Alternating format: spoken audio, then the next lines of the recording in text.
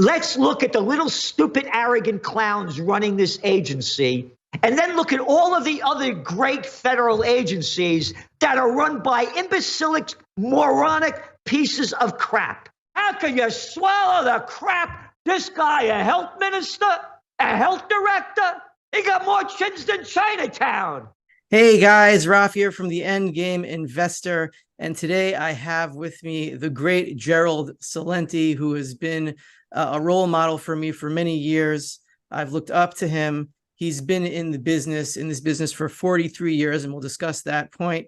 He is the publisher of the Trends Journal, which you can find at trendsjournal.com. He's the author of highly acclaimed and best-selling books, Trends Tracking and Trends 2000. Thank you so much for coming on, Gerald, and I'm really excited to have a conversation with you. My pleasure. Thank you for having me and for the kind words. You're welcome. So I just wanted to start out, people who've been following you, even if they've been following you for only a few weeks or months or even years, your personality is very specific. It stands out there. You can go on tirades, you yell and scream a lot, and I'm not criticizing, I'm just pointing it out. You really bring out the anger in the severe injustices and insanity that is going on in the world today. We don't need to go into details. We all know what I'm talking about, and my audience, I'm sure, knows what we're talking about. But anyone who understands the problems in the world today, we also know when we watch you that at bottom you are an optimist and you're a kind-hearted gentleman. How do you go about with let's just say the world on the brink of nuclear war, possibly, Laura Leno, that should never happen. When you see all the craziness in the world, how do you separate the anger, the burning anger, from maintaining that optimistic position, even being at this for 43 years, and it just becomes soul-sucking, but you maintain that positivity? How do you do it, and how can other people not get sucked down? Well, first of all, on the anger issue, he who is not angry when there is just cause for anger is immoral. Why? Because anger looks to the good of justice. And if you can live amid injustice without anger, you are immoral as well as unjust. That was according to St. Thomas Aquinas, for all the Christians that believe in their God. So people have been knocked down only to follow orders. It goes on from kindergarten forward. Time to take a nap. I used to take a nap every day. I didn't have a time to take a nap. We'll tell you what time it is when you should nap. You got it? Yes, yes. And that has become the system. You obey. You do not become angry. You only do what you are told. So how do I get over the other end of it? I try to get in the best shape I can, physically, emotionally, and spiritually.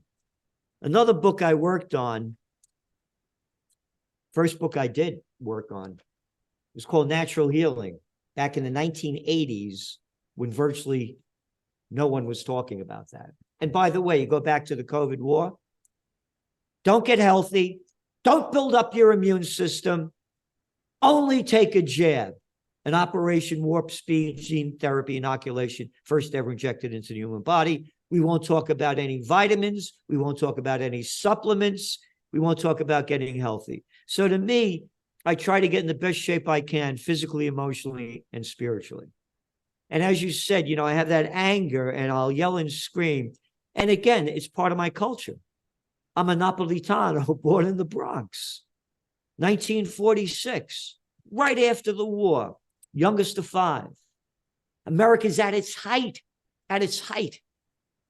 People free to be who you wanted to be. You listen to they don't play it, the beginning of rock and roll, right after World War II. They had a thing called breaking down the bands. During the Great Depression, they had swing time, big bands. And again, America's music was the soul of the world. They loved it. What happened was you could put 18 cats on the road during the Great Depression because you're not paying them anything. And then World War II starts. Can't raise the price of anything. And then World War II ends, inflation skyrockets. Can't put 18 cats on the road anymore. They called it breaking down the bands. So it was these great musicians, but instead of 18 pieces, 6, 7, 8, 9 pieces, and they jump up the tempo. It's the beginning of rock and roll. I'm going back to why I am who I am. The spirit of that music, it was great. It was wild. It was free. It was fun. No more. Gone. Again, one of my other books, and you can get this on going to trendsjournal.com, is What Zidzi Gave Honey Boy. The true story about love, wisdom, and the soul of America. Zitzi is the Neapolitan dialect for auntie. Zia is aunt, Zitzi is your auntie. And in this book, you're talking about where America's gone, the spirit of it, and how I feel. Look what they just did with that guy, Fetterman, who's a senator. And it's the cover of our this week's Trends Journal. America's slobbing down. They let this guy dress like a slob and go into the Senate. I don't know if you could see this. This is a picture of my parents' wedding, 1934. The elegance and the dress of these people. They were construction workers. They were laborers. They worked in factories. My father, may he rest in peace, worked in a fish store. My mother, may she rest in peace, was a secretary. That was the spirit of America. I've watched it go down to a freak show that it is. So how do I keep myself? I have in my office over 200 plants that I take care of. I have art all around me. Art is the way, to me, of finding the true meaning of the human spirit. So I build it up on the other side so I don't go down on the other end. And again, I try to stay in the best shape I can, physically, emotionally, and spiritually. Well, it definitely looks that way. So, there you have it. Have plants in your office. I think that's a great idea. Surround yourself with art, surround yourself with good people. This is all great advice. We all do it a slightly different way, but I do it with God and with family and my kids. And I'm sure as I get older, it'll be different as my kids, move out of the house eventually, God willing. So let's continue here. I'll just stop at that, God willing, your kids move out of the house. Do you know right now, because of the terrible economic conditions, more young people are living in their house now since World War II, the 1940s? Yeah, that doesn't surprise me at all. That's how bad things are economically. But again, the media doesn't talk about that. Mm-hmm. So the second thing I wanted to get into is an extension. Very quickly, did you expect when you started out in this business, whatever we call this business, trends, forecasting, or gold and silver, honesty, honest money, honest finance, whatever you want to call it, when you started out, did you picture it as getting this bad? Because something happened to me in 2020. I was woken up by Ron Paul around 2011, 2012 to Austrian economics and honesty and money, and it answered a lot of questions I had as a kid. So I went down this rabbit hole, and it's still going. But something happened to me in 2020 where I had these fantasies as, just starting out in understanding economics in 2011 that, okay, so I'll stack gold and silver and I'll keep my family safe, and eventually the end will come and I'll be rich and I'll be happy and I'll help out and it'll be fine. Right. It was very, very naive. And then 2020 happened and the clown world became like evil clown world, and they started hitting me and abusing me and my family. And it was really, really scary.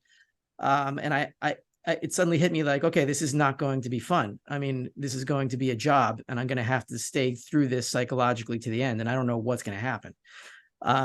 So in short, did you expect things to get this insane, and do you expect them to get worse?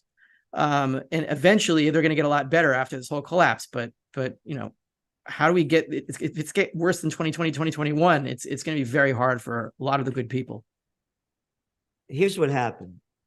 I was the chief government affairs specialist of the chemical industry. And I was killing environmental legislation at the height of the environmental movement back in the 1970s. Then I became the #2 guy running a major trade association. I began to grow up in the late 1970s. And again, I wouldn't know what I know if I wasn't on the other side. I was also the assistant to the Secretary of the New York State Senate at 26 years old, and worked on major political campaigns in Westchester County, which was the richest county in America at the time. What happened was the Iranian conflict began. So I'm going to ask you a question. Was it going to get worse? And what did I think? And I knew how the United States overthrew the democratically elected government of Mossadegh back in 1953 in Iran. Yeah. Because he had the nerve to nationalize the oil and say, no, it doesn't belong to the UK or the US.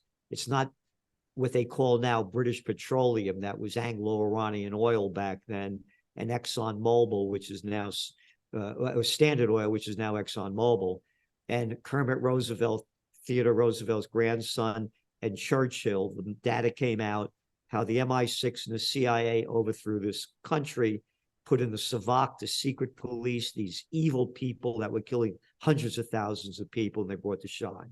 So when the revolution began, the American people, just like they hate the Russians, did the same stupid thing back then. They hated the Iranians. And I said to myself, what would be the implications? And I realized that gold and oil prices would go up. And I bet a $5,000 bet in both gold and oil into the futures markets. I didn't know what I was doing, and turned it almost into $750,000. And this is in the late 1970s, and that was real money. And I quit my job. And that's when I became a trend forecaster. And what happened was, by the way, what really changed my mind is when Jimmy Carter, who everybody looks up to, the little clown that deregulated the airline industry, and now the bigs own everything. When I was a kid, there were like over 100 airlines, and I was flying first class in 1974 when you got all dressed up and they were rolling a roast down the line. Would you like the roast, or would you like lobster thermidor? And it was fun, not the freak show it is now. He comes back from Iran after spending New Year's Eve with the Shah and his wife, him and Rosalind. And he says that the Shah is the island of stability in the Middle East. And that's when I became a political atheist. And the Bronx used to say, bullshit has its own sound. And what happened was, when I quit my job, I was living in Chicago at the time. And again, I'm born in the Bronx, I'm a New Yorker. And we moved upstate New York, a place called Rhinebeck, which nobody knew back then. That's where Hillary Clinton's daughter ended up getting married. So it became a very nice place. But anyway, my former wife and I became a recluse for 4 years. I was freaking out looking at where the future was going. Mm-hmm. We were growing our own food, raising our own chickens, and on and on and on. So will it get worse? I started freaking out when I started looking at the future. And now, will it get worse? Yes, because it's a freak show. And again, we are on the verge of nuclear annihilation. Week after week, they keep talking about the possibilities of a nuclear exchange and the lies that come out. So it'll either be a false flag, maybe a blowing up of a nuclear plant or something along that line. Look what happened. Go back when they said that the Russians fired that missile into Poland. It was not until this week, that the mainstream media finally admitted that, no, that missile came from Ukraine. Go back just about a month ago. Those dirty Russians killed all those innocent people that were having a wonderful time having lunch in a city in Ukraine. Oh, no, now the facts came out. It was another errant missile that the Ukrainians shot, and they killed their own people. But the people only know the headlines of what they put out the time before. So we have evil people in charge. As I say, what's your favorite war? You like World War One? I love World War Two. How about the Ukraine war, the Afghan war? The two Iraq wars were a lot nicer. Oh, look what's going on in Libya. Oh, how the dangers. They killed what, about 15,000 people with this flood, and they're blaming it on now because of the terrible condition of the dams and everything. Oh, it wasn't like that before the Nobel Peace of Crap Prize winner Obama, that little freak over there in France, Sarkozy, and Hillary Clinton, Samantha Power, and Susan Rice. Gaddafi has to go. They destroyed the richest country in Africa, where people had more rights and benefits than a lot of the world. That dam would not have, now it's a hellhole in Libya. So will it get worse? Yes. I'm very concerned about where it's going. I believe that we are on the brink of nuclear annihilation. Mm-hmm.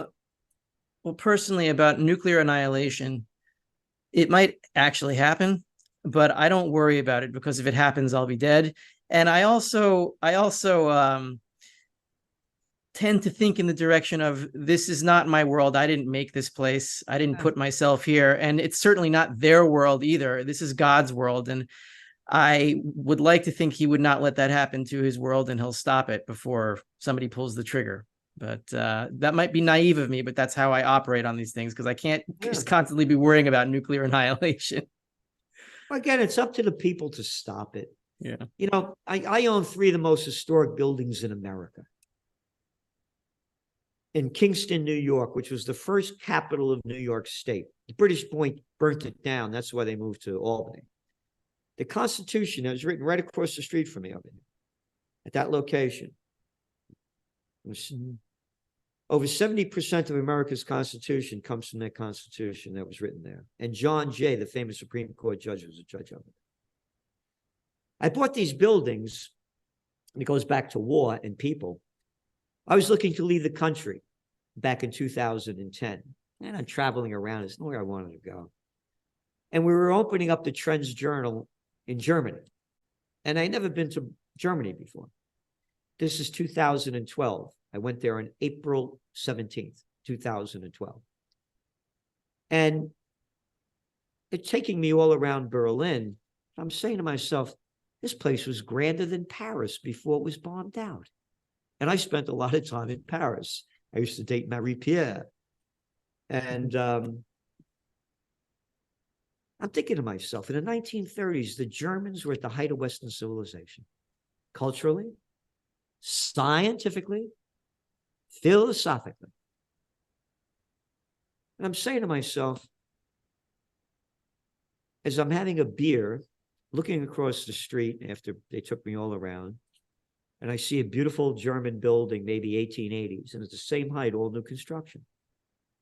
And I realized everywhere they took me, I saw the same thing. Parks, beautiful buildings, maybe nothing over 16 stories tall, and then all new construction. And I said to myself, where were the people? You're losing. Where were the people? Stop this war. Where were the people? I came back on April 27th, and there was a for sale sign on the Franz Roggen House. I say this is the most historic Four Corners in America because it's the only place with pre-Revolutionary War stone buildings on each corner, and the seeds of democracy was sown here. These are the Four Corners of freedom. So I bought the Franz Roggen House. On April 30th, I had brought the woman in. There was the real estate agent. I took possession of it. April 1st, I paid cash for it, and then bought the other 3. The other one's a museum that was for sale. And I bought it because, as you said to me, you know, I've had this anger and the passion. Again, I'm a Napolitano. That's who we are. We cry our hearts out, and we'll slit your throat if you screw with us. We go from 0 to there. And I realized that if I was born in Altavilla Erpino, Vica Quenz, I wouldn't be me. I'm only me because I was born in the Bronx, born to be free. And that's why I bought these buildings. And I'm a fighter. You asked me how you stay in shape and this and that. I also had my own school. I taught close combat for many years. So my words aren't empty words. We only attack the attacker, and we're being attacked. Mm-hmm. So that is the way I see the future. If the people don't stand up and fight, you're finished. You're finished. Look what just happened in America. They got these bills that they're trying to pass through. They voted, only not one Democrat voted to cut funding to Ukraine in the new bill that just came out. Not one. And they call the mainstream media, they call the ones that voted against sending more weapons of death to Ukraine right wing. Right wing? Wait a minute. I grew up during the Vietnam War. You would have called that left wing. That shows you how sick it is. So it's up to the people to change it. End of story. Mm-hmm. Because, as we say, and we have this t-shirts that you could get at trendsjournal.com. You go to shop. And here's the back. That's glorious. Again, you have to be a stupid little moron idiot to think that politicians represent you. Again, I was on the other side. Matter of fact, I have a photograph of when I picked Ronald Reagan up at the Chicago Hilton in 1976. I was 30 years old. Got in a taxi cab with him and Mike Deaver, who was his top guy. Took him to McCormick Place where we had a trade show. And I put on a brunch for 16 of our board of directors. And then he spoke at the trade show with presidents, prime ministers, and princes. I know what the deal is. Mm-hmm. They're interested in only themselves. Including Reagan? Yeah, Yeah. including Reagan, but he was better than most in some ways. You know, the guy had a heart to an extent. He said the right things. By the way, this was 2 days before he's announcing that he's running against Gerald Ford for the nomination. Mm-hmm. So, yeah, he was better than most in some ways. But again, he took a lot of, gave a lot to the business group and in that well, and kept, the Nicaragua scandal going on and a number of other things. Matter of fact, it was when Reagan's popularity went down, and that's how I made my name in the beginning. I had forecasted the 1987 stock market crash. Wall Street Journal even covered it. Mm-hmm. And it was one of the things was that Reagan's popularity was so strong. That was really pumping up the markets. The president's power was so strong. And when he started losing it with the Iran-Contra affair and other things, started sliding down. But after him, it's been a freak show since. And again, Jimmy Carter was nothing but an arrogant little guy. He's the one that allowed interstate banking too. Like Bank of America was only out in California. Banks couldn't go interstate. You had all these small banks, and he deregulated, as I mentioned, the airline industry. Oh, he also brought us the hatred of Iran, as well. So anyway, it's a freak show. Yeah. So the last thing I want to discuss is that a lot of people contact me worried about the future, saying we are headed for some kind of technocratic dystopia where central banks will control our every move and every purchase through central bank digital currencies, et cetera, et cetera. And I counteract that, or I object to that, because you talked about cutting funding, right? There was not a single Democrat that voted to cut funding for Ukraine. Really, the way I see it is at the core of every corrupt system that we have, whether it's education, pharmaceuticals, hospitals, academia, all of it, industry, it's all corrupted, but it's all corrupted by the same inflation. Everywhere that Congress sticks money becomes corrupted, wherever it may be. And the way to destroy that corruption, to cut off the funding, isn't to cut it off in Congress. Congress is out of control. Forget it. What I say to them is we've got to cut the funding at the base of the pyramid itself, at the gold and silver base of it that's supporting everything. It still is, because money can only go back in time. And all prices today are based on prices from yesterday, and it all goes back to the metals. So if we can chip away at the base of the pyramid fast enough before they get us into nuclear war, yeah, we will bring down the system. Yes, it will be chaotic. Yes, many people won't survive it, but at least we can rebuild from there. The Tower of Babel always collapses, and when it does, it's chaotic, but then we can be free and then we can rebuild. So what do you see on the other side of this? The dollar collapse, is it once the dollar can no longer buy anything? I don't see a technocratic dystopia as even possible because it has to be paid for by something, and CBDCs collapse also. What's your view on what's on the other side of this after it's all gone? All right, let's go back to the dollar. The dollar is going to crash when interest rates go down. End of story. Only high because interest rates are high. And high interest rates have brought up the values of treasuries and money market funds. So why would you invest and gamble in the stock market when you're getting 5% on your dough with little risk? So going back, when they lower interest rates, gold prices are going to go up. The dollar is going to go down. Now, digital currencies. We've been warning about this since 2014. Your cover of your Trends Journal in March of 2020 was from dirty cash to digital trash. We believe they're going to go digital for the primary reason they're going to create a new currency. They'll make up another excuse. The Russians hacked our banking system. Don't worry, your money's lost, but we're going to come up with a new one. They want to know every penny you spent, where you spent it, what you spent it on. So they know everything about you, but most importantly, so they can get their tax dollars. So that's the way we see that happening. Back onto gold. Look at the news that just came out this week about the big chain Costco selling gold. Flooded. People are running in there to buy it. So here's the story as we see it. First of all, again, these are the facts. You go back to July, the Trends Journal said the markets are going to start unraveling in late September and into October. When the markets go down and crash, that's when the average person really knows how bad it is.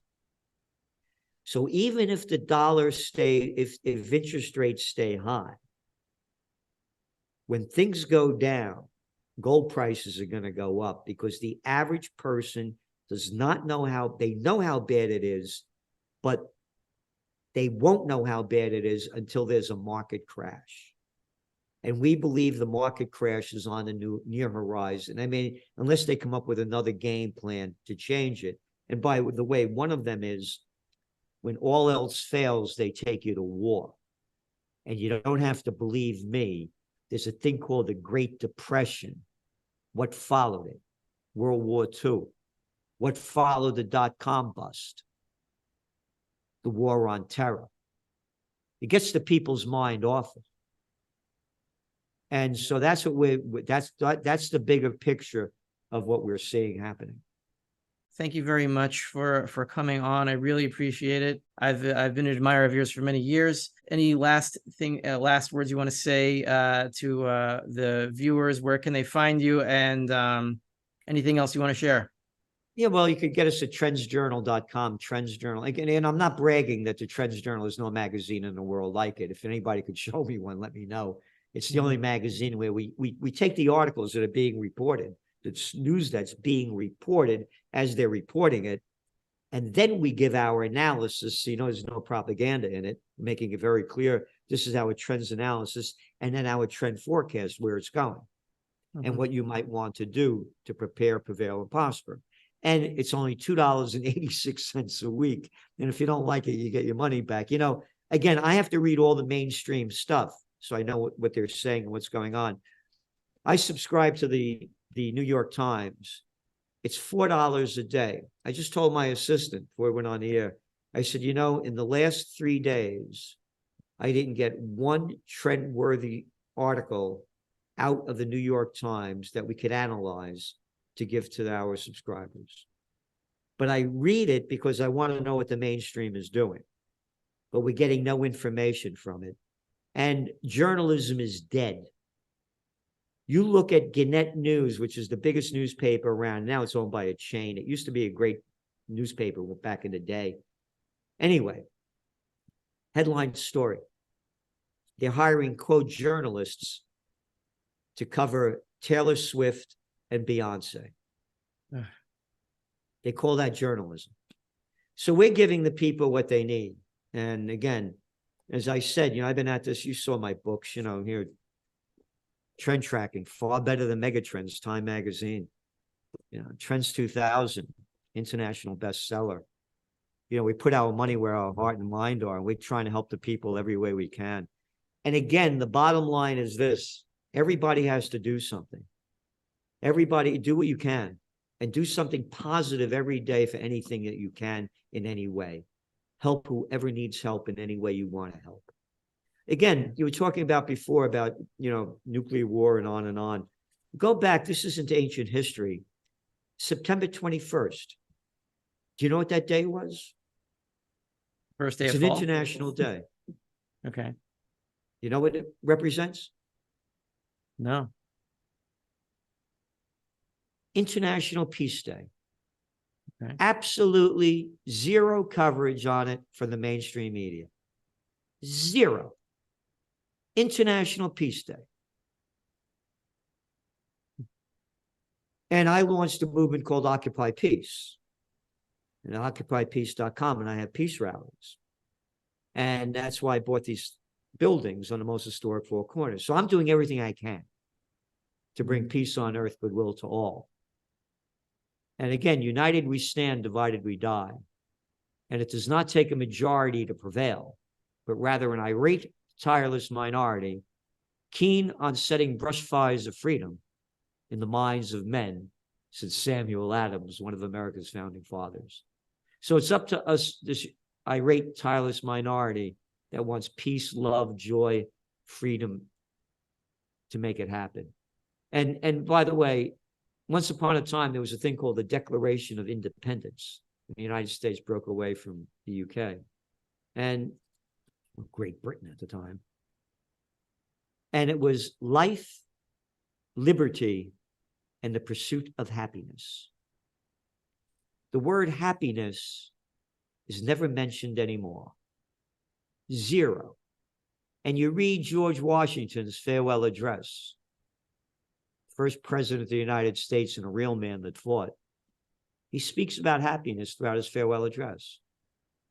And going back to nuclear war, before I forget, read John F. Kennedy's speech to the graduating students at American University in June of 1963.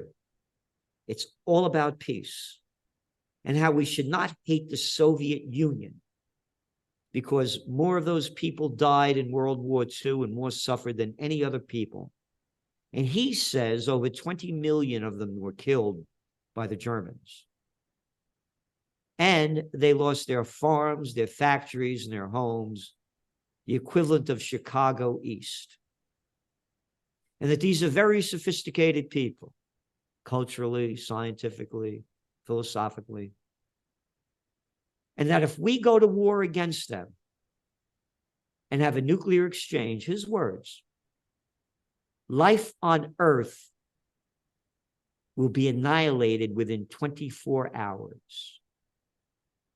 That was 1964. Imagine now with the advanced nuclear weaponry. That was atomic bomb day, not nuclear bomb day. 5 months later, Jack, you're dead. They killed him. Yeah. All about peace. And by the way, I have a photograph, I've showed it on other shows, of me and John Connally. John Connally was the governor of Texas that sat in front of Kennedy and took the bullet in the back. And I have a picture of me, him, and his wife, Nellie, at the book depository where Kennedy was allegedly shot. And it was their first time back. He wanted to meet me because I wrote this book in '89. And in it, I had forecast a new third party. And Ross Perot would be the candidate that people were looking for. He wanted to know how I knew that. I'm making a long story very short. As we're walking back into the Anatole Hotel, he said, I read your book, fine piece of work. And I know your heart's in the right place. but you don't have a clue what's going on. And neither do the American people. Because if they did, there'd be a revolution in this country. This is John Connolly, the guy that took the bullet in the back sitting in front of Kennedy. You ready for the next one? Mhm. You know what his next job was? Remember, he was the Democratic governor of Texas. Became a Republican and was the Treasury Secretary under Richard Nixon when they took us off the gold standard. Oh boy. He turned. So that's what's going on. So it's up to the people. It's our government, not the politicians. They're public servants. And again, as I make it very clear,